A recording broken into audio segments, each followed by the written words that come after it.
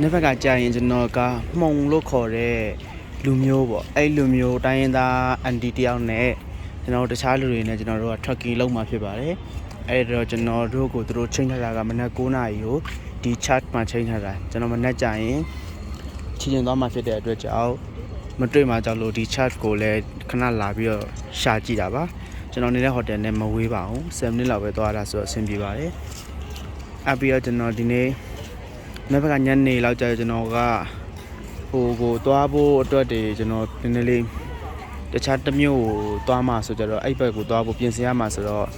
ကျွန်တော်တိတ်ပြီးတော့ဟိုမဖြစ်နိုင်အချိန်မရအောင်အဲ့တော့ကျတော့ဒီနေ့ညနေမှာကျွန်တော်ကဒီစာပါထဲမှာ Central Market ထဲမှာရှောက်ပြီးလဲတယ်ပေါ့ Center Market ထဲမှာ6လဲတယ်ရှောက်ပြီးတော့စားမယ်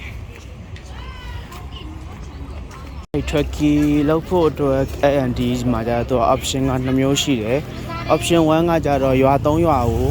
လှည့်လည်ပြီးသွားမယ်စပါးခွင်းတွေကိုကြည့်မယ်ပေါ့ဒီလေကလေးစိုက်ခင်းတွေကိုကြည့်မယ်အဲ့ဒါ option 19နာရီ6နာရီ9နာရီလောက်တော့ကြာမယ်လေ trucking တစ်ခုကိုသူကနှုံးနဲ့ဆိုရင်တယောက်ကို600ကောက်တယ်ကလေး group လိုက်ဆိုရင်ပို့ပြီးတော့ဈေးချိုတာပေါ့ကျွန်တော်ကဒီပြင် group နဲ့တွားပြီး join မှာဆိုတော့ကျတော့ဈေးမချိုဘူးပုံမှန်ဈေးပဲပေါ့600 option 2ကကျတော့ဒီဂျိုင်ဝမ်နေပါတွေရှိတဲ့နေရာတွေသွားမယ်နောက်ပြီးပြီဆိုရင်ဘူပါမြင်လုံးနေတာဂျိုင်ဝမ်နေရှိတဲ့နေရာတွေသွားမယ်ပြီးပြီဆိုရင်တောင်မြင်ကြီးတွေတက်မယ်ပြီးတော့ပြန်ဆင်းလာမယ်အပြန်ကကြာရင်တို့တွေ transport လုပ်ပေးမယ်ဒါဆာပါပလာဇာဆန်ပလာဇာဒီမှာနာမည်ကြီးရယ်အတော်လေးလဲမိုက်တယ်လောက်ထားတဲ့ပြီးသူကဒါကတော့စာပါရဲ့စင်တာမှာဆိုဒီအလုံးကြီးမြင်ရတော့တာပါအဲ့တော့ကျွန်တော်ကတော့ option 1နဲ့ option 2နှစ်ခုရှိတာ option 2ရွေးလိုက်တယ်အမြင်ကြီးတက်မယ်ပြီးပြီဆိုရင်အပြန်ကိုလည်း transport လုပ်ရမယ်ဆိုတော့ hotel လိုက်ဖို့မယ်ဆိုတော့အဲ့ hotel ကနေမှကျွန်တော် over သွားမယ်ကားဂိတ်ကိုပြန်သွားအောင်အဲ့တော့မနေ့ကကြာရင်တော့မိုးမရွာဘူးမျောလင့်ပါတယ်ဒီနေ့တော့မိုးရွာလို့အတော်လေးလူကပင်ပန်းသွားအခုကျွန်တော်ရှာနေတာဟော့ပေါ့ဆန်ရှာနေတာပါအကောင်လုံးက2ယောက်စာ4ယောက်စာကြီးပဲဆိုတော့ကျွန်တော်ကတယောက်တည်းစားမှာဆိုတော့ကြတော့တော်လေးရှာပါလေ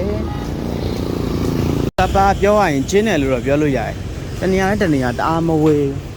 မိနစ်နိုင်ဝက်တနားရီလောက်ဆိုရင်သွားချင်တဲ့နေရာတွေရောက်တယ်အခုကျွန်တော်ဆိုလဲဒီ Central မှာပဲကျွန်တော်ရမှာထော်တရရှိတော့ဒီဘက်မှာပဲကျွန်တော်လဲနေရ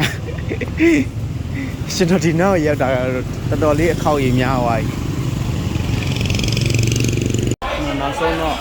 ဟောပေါ်ဆိုင်တွေ့ခဲ့ပါပြီသူတို့ရိုးရာ traditional hot pot ကိုစားမှဖြစ်သွားတယ်ဒီမျိုးကရောင်းတဲ့ဆိုင်တွေလိုမျိုးပဲနဲ့တိုင်းသားတွေရောင်းတဲ့သူတို့ရဲ့မှာတော်ထဲမှာစားတဲ့ပုံစံမျိုးစားမှဖြစ်သွားတယ်။ဟောဒီတိုင်းပြီးတယ်။စာအုပ်ကလည်းတသားရည်နဲ့ပဲစောက်ထားတယ်။လေးတွေပါကျွန်တော်အောက်မှာထိုင်ရပါတယ်။စပွဲပေါ်မှာမထိုင်ပါဘူး။တင်ပြူးလေးတွေနဲ့ခင်းပေးထားတယ်။ဒီတက်ဆိုးရှိတယ်အသေးရွက်ရှိတယ်။ရင်နွေးကိုအိုးလေးရင်နွေးကွက်လေးတွေပေါ်ရောက်လာပါပြီ။သူကဒီဟင်းရည်ထဲမှာအသားတွေနဲ့တခြားစားမဲ့အသားတွေပေါ့အသားမျိုးစုံကိုသူတို့ရဲမှာဟိုကပါတယ်ဗာလဲကျွဲသားပါတယ်မြင်းသားပါတယ်ကျွန်တော်တခါမှတက်တဲ့တွေကိုမစားဘူးတဲ့အသားတွေပေါ့နော်ကျွဲသားမြင်းသားတွေပါမယ်တသားတွေဝက်သားမဲသားတွေပါမယ်သားစုံနဲ့ဟိုကတမွားချင်းစီနည်းနည်းလေးချင်းစီထည့်ပေးထားတာဒီထဲမှာသူတို့ပေးထားတာကကျင်နာတော့စံပြားလိုမျိုးဟောက်ဆွဲအသားမျိုးပဲထင်တယ်အဲ့ဒါပြီးဒီဘက်မှာပဲပြားပေးတယ်အချင်ပေးတယ်ဒီမှာတော့အရွက်တွေပေါ့အသေးရွက်တွေပေးတော့ကော်ဖီပါတယ်ကျွန်တော်များလားဆိုရင်တခြားဆိုရင်ပြင်မွေးတဲ့အရွက်တွေပါတယ်ဒီမှာပါတဲ့အသားတွေပါကျွန်တော်စားမဲ့ပကံလေးတော့ကျွန်တော်ဆယ်လိုက်တာပေါ့နော်ဒီမှာစိတ်သွေးကလားမဲသွေးကလားမသိပါတယ်ဒါကတော့ဝတ်သားပါတယ်ဒီဟာတွေကတော့သူတို့ပြောတဲ့မြင်းသားတို့ကျွဲသားတို့တွေတခုခုဖြစ်လိမ့်မယ်ရတာဘယ်လိုရှိလဲဆိုတော့တော်လေးစားလို့ကောင်းတယ်အကြိုက်ဆုံးဆိုရင်ဒီအချင်းပဲညုတ်သီးမောင်တော့တမယာသီးထည့်ညှက်ပြီးထည့်တာတော်တော်လေးကောင်းတယ်အရွက်တွေလည်းဟင်းကြိုလောက်တာတော်လေးကောင်းတယ်ခါမှမမြင်ဘူးတဲ့အရွက်တွေမဖြော်ပြရေးတွေရှိတယ်ညနေရောက်လာလေလူပိုးရှုပ်လာလေပဲဒီဆိုင်မှာဒါသူ့ရဲ့မှာစိုက်နာမည်မှာအပေါ်မှာ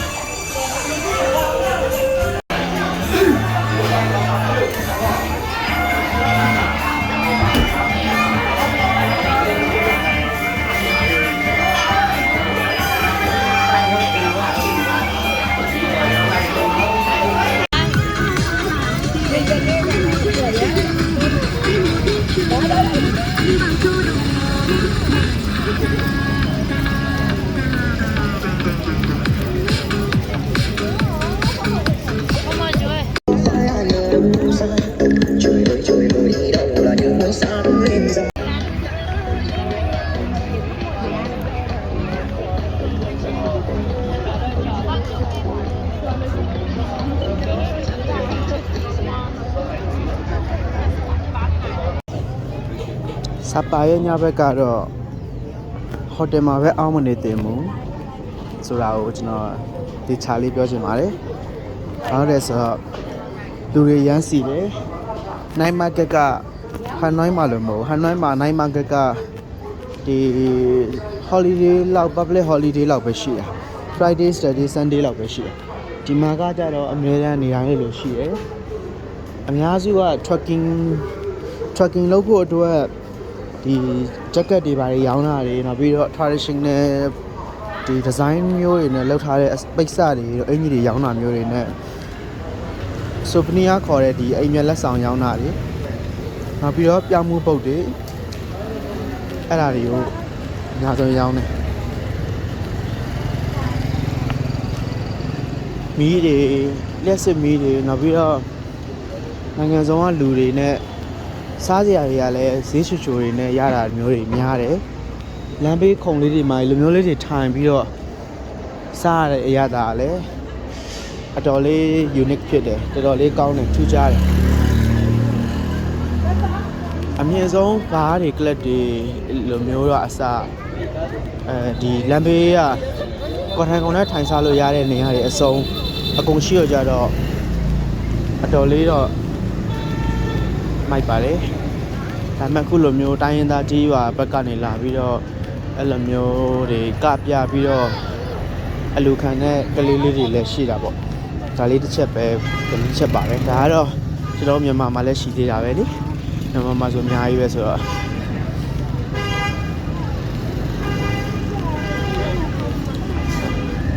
နားကအရန်စီကားပါတယ်အရန်လည်းလာပါတယ်ဟိုတယ်မှာပဲအောင်းမနေကြပါဘူးဒီမှာခုပြောချင်တာကဗီယက်နမ်မှာကဟန်နွိုင်းမှာပဲနေစပါမှာပဲနေဘယ်မှာပဲနေလမ်းကူတော့မယ်ဆိုရင်တခြားလေးဂယူဒီဇိုင်ကူပါတခြားလေးဂယူဒီဇိုင်ဆိုလို့လူရှင်းမှာကူးမယ်ဆိုရင်တော့ကူးလို့ရမှာမဟုတ်ပါဘူးအဲ့တော့ဒီများတွေကူရတယ်ကိုကပါလိုက်ပြီးတခါလေအမေရကူပါ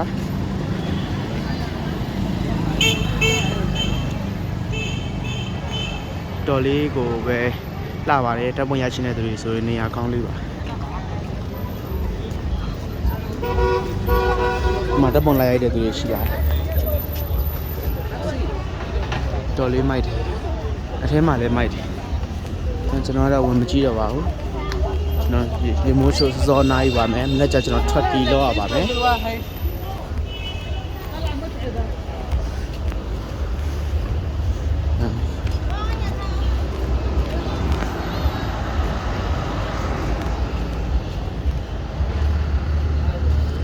စီးရဲကနေပြီးကျွန်တော်ထွက်ပြီးပြန်လာပါပြီလူမျိုးလေးတွေခုံနှန်းလေးတွေနဲ့ရောင်းနေဆိုင်နေတော်များတယ်ဈေးကလည်းစင်ကာပူငွေနဲ့မှတစ်ချက်တောင်ခါလေးတစ်ချက်မပြည့်ဘူးဒေါ်လာတောင်မပြည့်ဘူး